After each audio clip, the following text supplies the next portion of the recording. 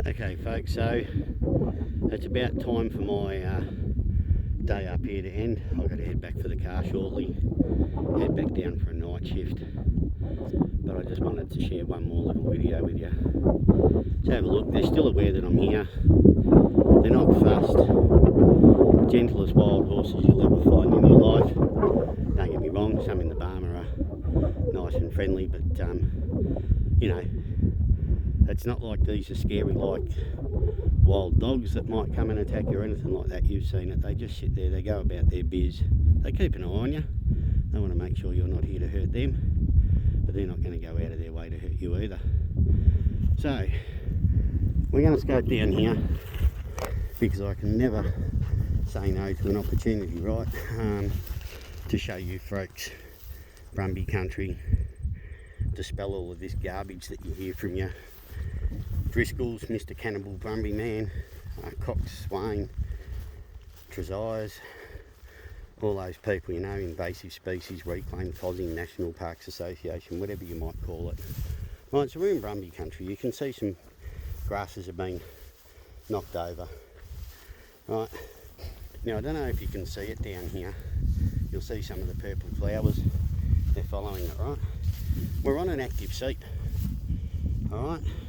If you come down here and I move some grasses, you might see a bit of glisten from the sunlight on the water down in there. Right, get my fingers into it. It's an active seep. All right, we're going to follow this. We're going to follow it up a little bit because again, no, I'll go back the other side. The shadow's falling the wrong way still.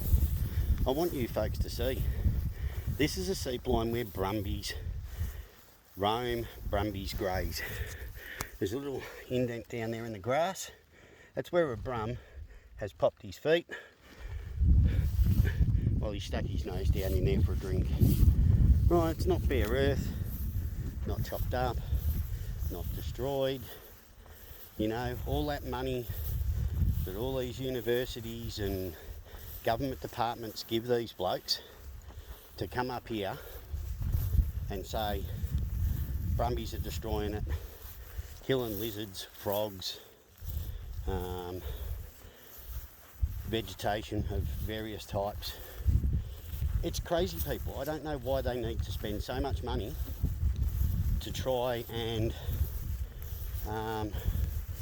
convince government departments that something that's not occurring is occurring. It's ridiculous. You know, that would be like a government department giving you money to go and take videos of Holdens because apparently they're not Holdens, they're Fords. Right? They can try all they like. There you go, she flows down there underneath some rocks as well.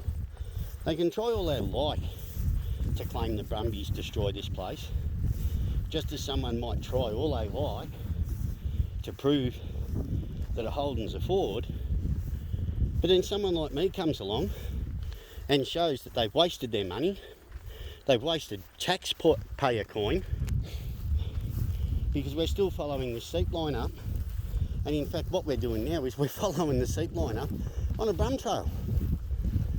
The damage is not here, people. The damage does not exist. Yeah, sure, I can go to a patch of bare earth, normally on a human walking track, where it's a bit damp, and I can show you all a picture of a hoof print. I've done it, you know I've done it. But does that mean the Brums are destroying the environments up here? No, it doesn't. It just proves somebody found one spot with one hoof print. All right, we're following it. There's the manure. And here we go. We're still on an active Brum trail up through the seep. Now we're on the tops, you know we're on the tops. You don't get any more top than this. Doesn't look like the Eastern Freeway to me. Doesn't look like a mountain bike track to me. Doesn't look like a human walking trail to me. Look, they walked right past those beautiful flowers. They didn't stop and eat any of them. They didn't destroy any of them. They just walked on past, walked on by, And lo and behold, now we get into this patch of grass and they crop the grasses because that's what they eat. They don't eat Brumbies, Mr. Driscoll. They don't eat frogs and skinks, Mr. Driscoll. Horses are herbivores.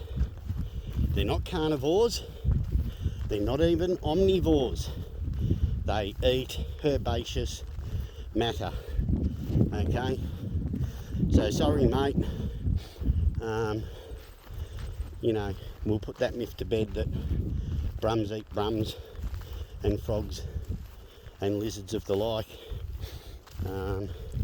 Feel free to donate some of that grant money back to people like myself who come up here and very easily discredit and disprove your ridiculous claims. Anyway, folks, I'm nearly on the top. I'm way off track, so I'm heading up to this little high spot. I'm going to follow the ridge line back across to the main track and head back to the car. Yes, you can see where the Brums have walked. Yes, people like myself are able to follow them.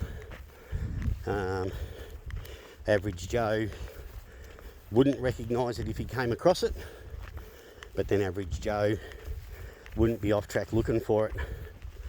So anyway, all these lovely little alpine everlast or paper daisies, as some people refer to them as, they're everywhere up here.